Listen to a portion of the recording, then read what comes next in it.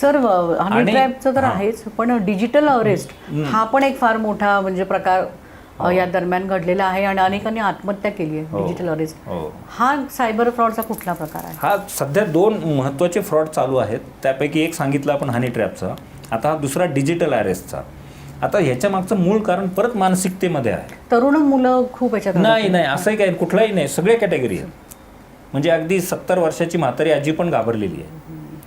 आपल्या पुण्यातल्या कोथरूडमधले निवृत्त झालेले गायक 2.5 कोटी रुपये गेले. काय करतात ह्याच्या मागची मानसिकता सांगतो की का घडत आहे ते डिजिटल अरेस्ट.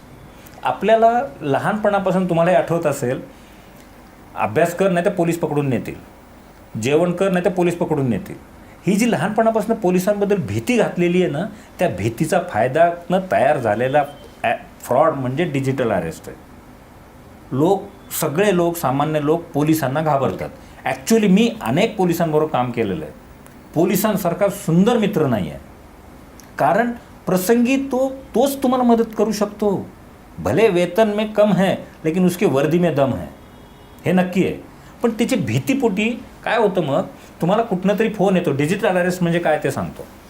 फोन येतो तुम्हाला की आम्ही अमुक विमानतळावरनं बोलतो आहे आणि तुमच्या मुलाच्या किंवा कुठल्याही पब्लिक प्लेसमधनं बोलतो आहे आणि तुमच्या मुलाच्या बॅगेमध्ये ड्रग सापडले आणि हा माफियाचा गुन्हा आहे, त्याच्याबद्दल तुमच्यावरती देशद्रोहाचा खटला भरला जाऊ शकतो आणि देशद्रोहाची शिक्षा तुम्हाला माहिती आहे, कमीत कमी 10 वर्ष.